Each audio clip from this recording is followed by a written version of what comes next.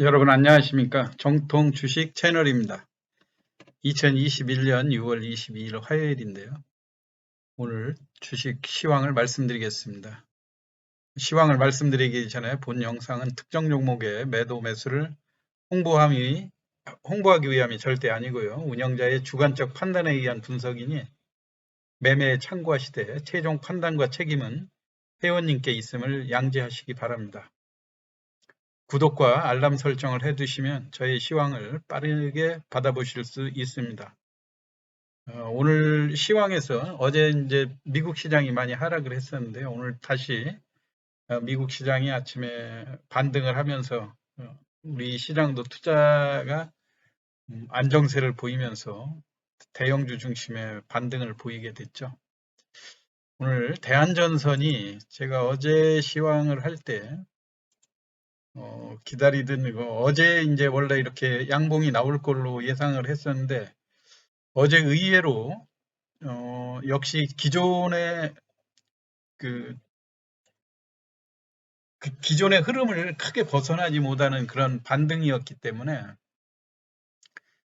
역시 대한전선은 밑에 3,000원 정도를 견조하게 지지하면서 그 공매도라든가 이런 위험 부담 때문에 주가가 크게 반등하진 못하고 박스권 플러스 마이너스 3% 선의 박스권에서 당분간은 기간 조정이 이어질 것 같다. 그런 말씀을 드리면서 제가 어제 심지어는 안전하게 매매하실 분들은 대한전선으로 편하게 정해진 수익을 추구하고 그 다음에 조금 액티브한 거를 원하시면 대원전선을 하시는 게 좋겠다.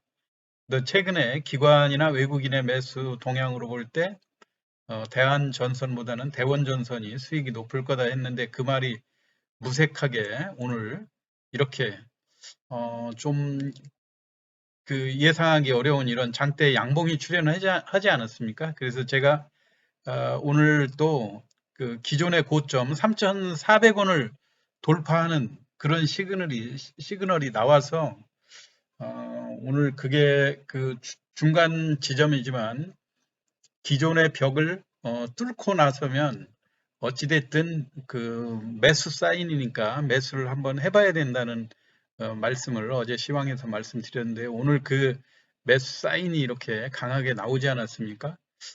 그러면서도 이 투자주체별 매매에서 오늘 오전부터 외국인이 집중적으로 매수하는 그런 흔적들이 보였었거든요. 그래서 이게 뭔가 하는 그런 의아심이 있었는데 종가에 그 의문이 풀렸죠. 바로 대한전선을 인수한 호반산업이 대우건설의 인수에도 지금 참여하고 있다는 그런 뉴스가 아주 크게 나오면서 또다시 대한전선으로 매수세가 형성되는 그런 모습들을 보였어요. 물론 본입찰은 25일까지이고 국내 이제 중흥건설이라든가 호반산업 또 DS 네트워크스하고 아랍에미레이트의 아부다비 투자청까지 아주 판이 좀 커진 그런 상황이죠. KDB 인베스트먼트가 가지고 있는 지분 50%를 25일까지 본입찰에 참여를 해서 7월 우선 협상 대상자를 선정한 다음에 연내 마무리를 짓겠다 이런 얘기인데 오늘 그 매각 최저가도 9,500원인가 뭐 그 정도에서 결정이 됐고요. 대략 가격은 이제 인수하는 업체들이 가격을 쓰는 거 아닙니까? 요거에 대한 정확한 기사를 좀 한번 참고로 살펴보도록 하겠습니다. 이게 이제 호반건설에 대한 그 본입찰 매각 뉴스인데요.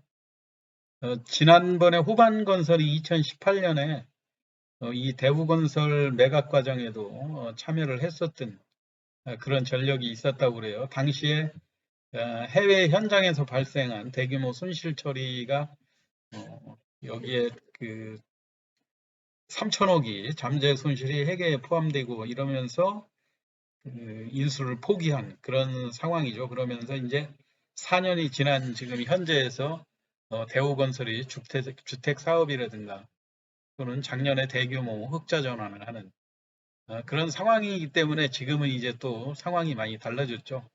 이쪽으로 여러 곳에서 지금 그 인수를 타진하는 그런 상황이 된 것 같습니다. 지금 현재 대우건설 시가총액이 약 3조 6천억인데요.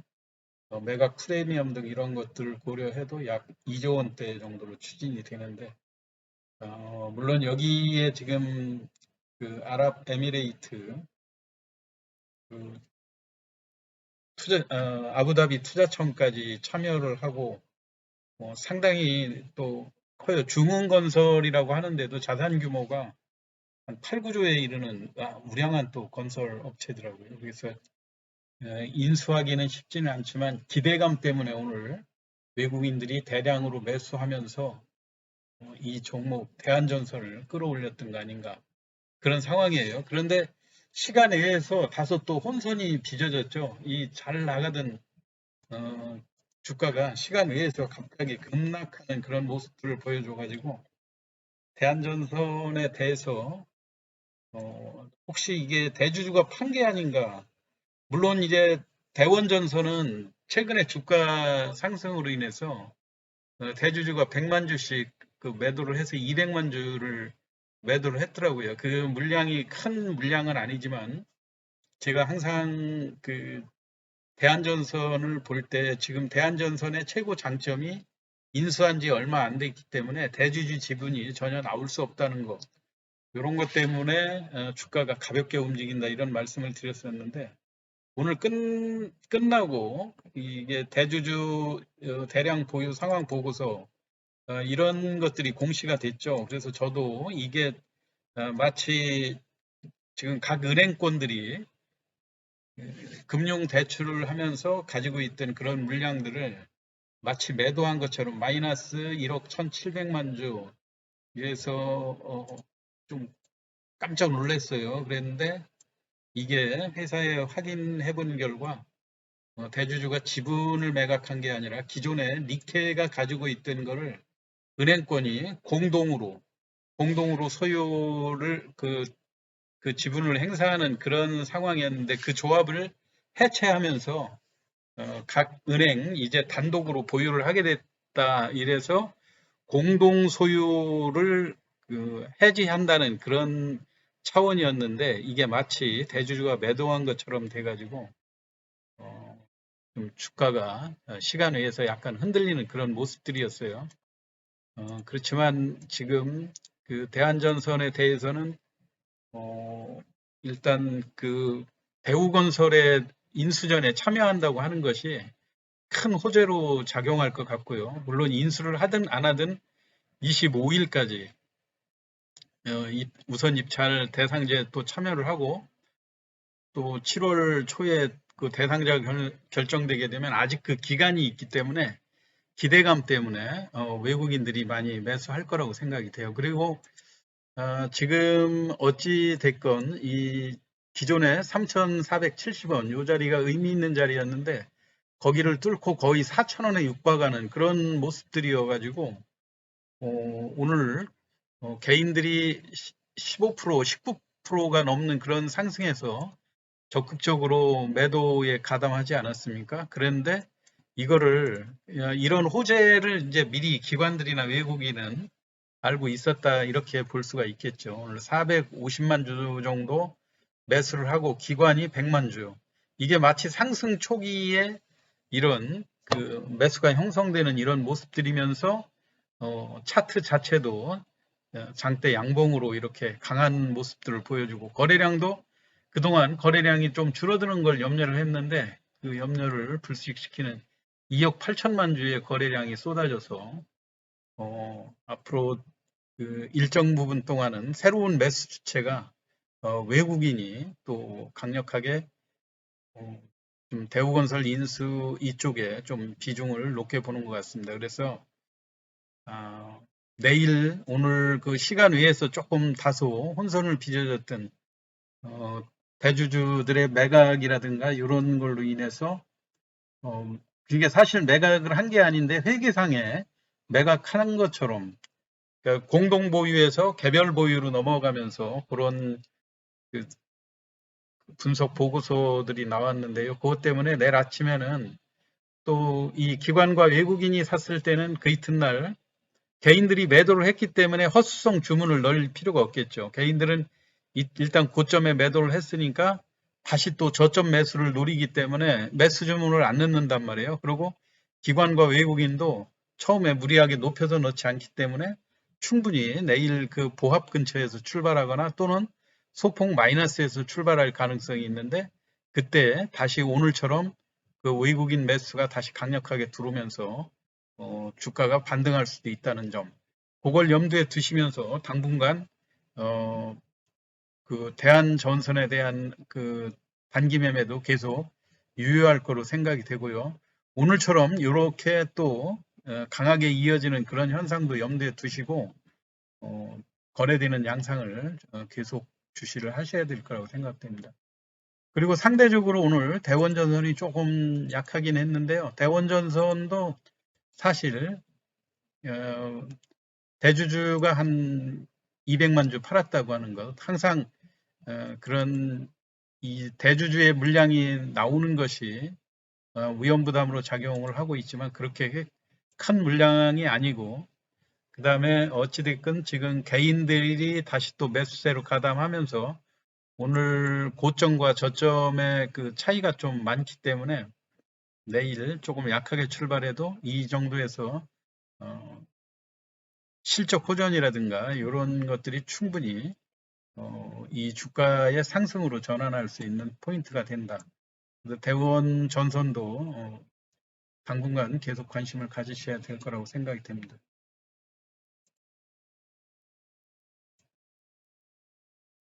대한전선에 대한 것은 뭐 이 정도로 오늘 시황을 하고요. 오늘 건자재 이런 쪽이 풍기 현상이 일어난다 그래가지고 공사가 중단된다 뭐 그런 걸로 오늘 철강주가 그동안 약세였다가 오늘 일제히 반등하는 그런 모습들을 보여줬죠. 그리고 대형주 중에서도 기존의 주가가 어제 오늘 이제 지수가 상승하면서 전반적으로 지수를 끌어올리는 그런 모습들이었고요. 또 두산중공업 역시 그 원자력의 핵심주로 오늘 또 5% 넘는 그런 상승 추세를 보여줬고 외국인의 주도 여전히 오늘 외국인이 또 50만 주 순매수를 하면서 주가를 양봉으로 전환을 시켰다고 하는 점 이런 거이기 때문에 기관과 외국인이 번갈아 가면서 그 차트를 안정적으로 모아가는 그런 모습이거든요. 그렇기 때문에 약할 때 매수하고 또는 보유하고 있는 사람들은 중장기 투자로 좀 길게 보셔도 된다는 그런 말씀을 드리고요. 오늘 그 수소 에너지와 관련돼서 효성중공업 이야기가 많이 나왔죠. 수소 비전 2023 액화 수소가스 국내 공급 보도 내용으로 효성화학이 화학공장 부생수소를 생산한다. 또 효성중공업이 5년간 1조 원을 투자해서 액화수소 생산 능력을 30만 9천 톤까지 끌어올리겠다. 또 효성그룹의 이제 효성 첨단 소재가 수소 연료 탱크 소재를 생산하는 걸로 알려져 있죠. 이외에 이제 린데 수소 에너지라고 효성그룹의 비상장차 회사인데 여기에서 액화수소를 1만 3천 톤 정도 생산 예정이다. 그리고 이제 코롱 인더스트리도 최근 상승폭이 상당히 좋은데요. 수소 관련 또 석유 소지도 여수 공장에 증설한다는 이야기, 전기차용 고성능 타이어 수지 이런 거를 재료로 해서 주가가 강한 흐름을 보여줬습니다. 네, 효성화학이 오늘 이렇게 주가가 13,000원까지 4% 넘는 그런 상승을 보였죠. 기존의 고점에서 조정받은 폭도 많이 커요. 효성 첨단 소재도 마찬가지고요. 그래서 오늘 기존에 낙폭이 컸던 그런 그 수소 관련 주들의 반등이 눈에 띄게 나타났다. 그 다음에 일부 질문하신 분들이 이제 두산 인프라코어하고 두산 중공업이 이제 다음 주 29일까지 거래되고 6월 30일부터 7월 20일까지 거래 정지된 다음에 7월 21일 날 재상장되지 않습니까? 그걸로 인해서 두산 인프라코어를 가지고 계시면 일단 두산 중공업과 두산 인프라코어로 나눠지게 되고요. 또 두산 중공업을 가지고 계셔가지고 수익이 나면 의제 배당이다 해가지고 배당 소득세 이제 그 14%의 15.4%죠. 예, 그 배당 소득을 내셔야 된다고 하는 점. 그리고 이제 두산중공업은 과연 어떻게 될 거냐 하면 일부 두산 인프라코어가 갖고 있는 물량이 두산중공업에 편입되니까 그게 약 7천만 주 정도 되는 거 아닙니까? 그러니까 당연히 지금 4억 2,200만 주에서 5억 주가 넘는 그런 상황이 되니까 아무래도 그 신주 물량이 발행되는 거하고 똑같겠죠. 그래서 당분간은 그 신주 물량의 그 영향으로 주가가 조금 약할 수가 있는데 이게 중장기로 보면 두산 인프라코의 그 실적 같은 것이 두산중공업에 다시 또그 시너지 효과를 발휘해서 또 중장기적으로는 안정적인 흐름이 나오지 않을까 이렇게 생각이 되고요. 그리고 이제 어제 대선 관련주로 해서 지금 윤석열 캠프가 엑스파일이라든가 이런 걸로 인해서 그동안 잘 나가던 그 윤석열 관련주가 좀 주춤하고 상대적으로 제3 후보들 특히 이제 그 최재형 감사원장 이런 분들의 행보가 지금 여러 가지 메시지라든가 주변의 동향을 보면 6월 말쯤에서 감사원장을 사직하고 대선 국면에 뛰어드는 거 아니냐 그런 분석들이 많았죠. 그렇기 때문에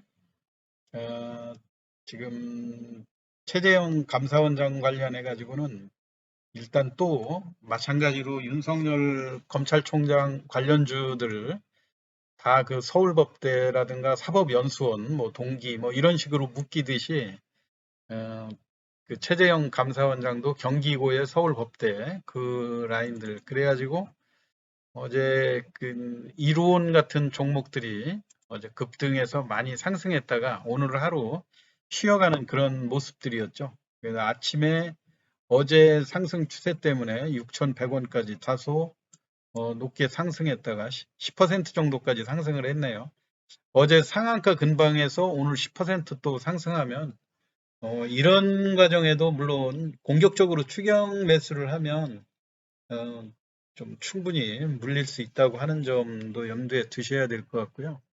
그래서 오늘 그래도 이제 또 시간 외에서 또 반등하는 그런 흐름을 보여줬지 않습니까? 그런데 그 일단 그 대선 관련주의 대선과 관련한 그런 복잡 미묘한 관계들은 주식 시장으로 분석하는 것이 아니라 각자 가지고 있는 정치적인 자기 나름대로의 통찰력이라든가 자기 판단력 이거에 따라서 결정하는 수밖에 없겠죠. 그런데 일부에서 최재형 감사원장이 국회에 출석해서 한 발언이라든가 이런 걸 보면 또 야당 내에서 지금 윤석열 그 검찰총장이 엑스파일이라든가 이런 걸로 인해서 많이 흔들리는 그런 모습들 아닙니까? 그리고 지금 국민의힘에 입당할 건가 안 할 건가도 너무 오래 지속되는 과정에서 물론 뭐 그렇게 오래 그 망설였다 이렇게 볼 수는 없겠지만 그러는 과정에 그 내부에서 그 대변인들이 또 사퇴하고 나가고 내부 혼선이 빚어지는 듯한 그런 모습들 때문에 주가가 약한 반면에 지금 최재형 감사원장 쪽으로 앞으로도 이제 이런 현상들은 많이 일어날 수 있겠죠. 또 마찬가지로 오픈베이스도 그 대표이사 사장과의 항맥이라든가 인연으로 어제 상한가까지 올라갔다가 오늘 9%에서 조정하면서 끝났다. 시간에서 50만 주 정도 매수 잔량이 또 있었으니까 오늘 시간에 의해서 오픈 베이스도 조금 올라갔겠죠. 네, 이 300원 정도 올라갔네요. 오늘 하루 쉬었으니까 또 내일 반등할 수도 있다는 그런 흐름이고요. 이 영화금속 같은 경우도 벌써 이거 이제 그 관련주를 볼 때 보면 고향이 어딘가, 뭐 최재형 그 감사원장 같은 경우는 창원, 진해 이쪽이 고향이라고 그래요. 근데 우리가 이제 이재명 그 관련주는 고향이 이제 경북 안동이다 보니까 안동을 소재로 한 그 동신건설 같은 데가 과거에 10,000원 이하에 있던 것들이 지금 5만 원까지 올라오고 그런 모습들 아닙니까? 그리고 이제 영화금속 같은 것도 가덕도 신공항과 관련된 그또 창원이 고향인 그런 상황에서 어제 상한가까지 주가 끌어올렸다가 오늘 하루 또 8,700만 주 되면서 하루 숨고르기를 했는데요. 여전히 또 그런 측면에서 관심이 높다고 하는 점 여러분들 보시면 좋을 것 같고요.